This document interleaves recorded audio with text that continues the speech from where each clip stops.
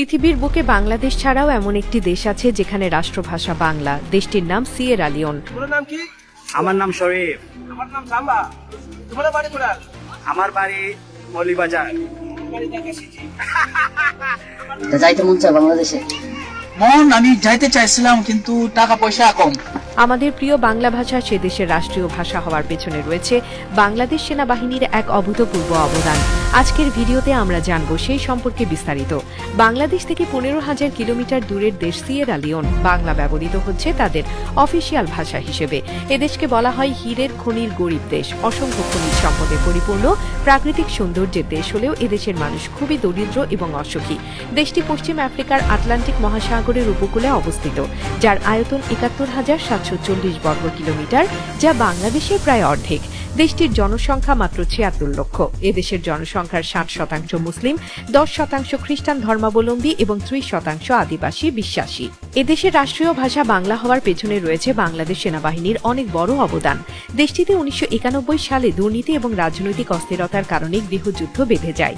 সে সময় জাতিসংঘের নির্দেশে বাংলাদেশ সহ মোট 13টি দেশ থেকে শান্তি মিশনের জন্য সৈন্য পাঠায়। তখন বাংলাদেশ সেনাবাহিনী প্রায় 12,000 সেনা সিয়েরা লিওনে শান্তি প্রতিষ্ঠার জন্য প্রায় 10 বছর সেখানে দায়িত্ব পালন করেন।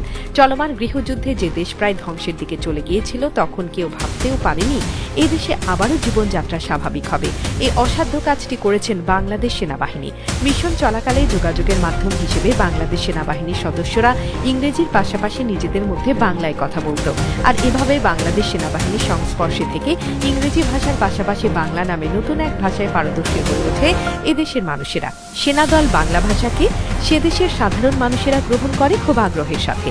তাই বাংলাদেশ সেনাবাহিনীর লোকেরা তাদেরকে ধৈর্যের সাথে বাংলা ভাষা শেখাতে শুরু করেন। তারা ভাষার পাশাপাশি পরিচিত হয়ে ওঠে বাঙালির সংস্কৃতির সাথেও। লক্ষ্য করা যায় যেসব অঞ্চলে বাঙালি সেনারা ছিল, সেখানকার স্থানীয় মানুষেরা বাংলা ভাষায় কথা বলতে শুরু করে। বিভিন্ন সামাজিক সভা এবং সামাজিক কার্যক্রমেও বাংলা ভাষা এবং বাংলা সংস্কৃতি প্রবেশ করতে শুরু করে। সেখানকার স্থানীয়রা বাংলা ভাষা রপ্ত করার কারণে শান্তি প্রতিষ্ঠা এবং দেশকে পুনর্গঠন করতে সহজ হয়ে যায়। তারপর 2022 সালে সিয়েরা লিওনে শান্তি ফিরে আসে। এই যুদ্ধে প্রায় 50,000 মানুষ মারা যায়। শান্তি ফিরিয়ে আনার পেছনে বাংলাদেশ সেনাবাহিনীর অবদান এবং দেশ পুনর্গঠনে যে ভূমিকা রেখেছে, তার জন্য সিয়েরা লিওনের সরকার এবং সাধারণ নাগরিকরাও কৃতজ্ঞ। দেশে শান্তি ফিরে আসার পরপরই সে দেশের তৎকালীন সরকার কৃতজ্ঞতা জানাতে একটুও দেরি করেনি এবং সেই সাথে বাংলা ভাষাকে সরকারি ভাষা হিসেবে ঘোষণা দেন।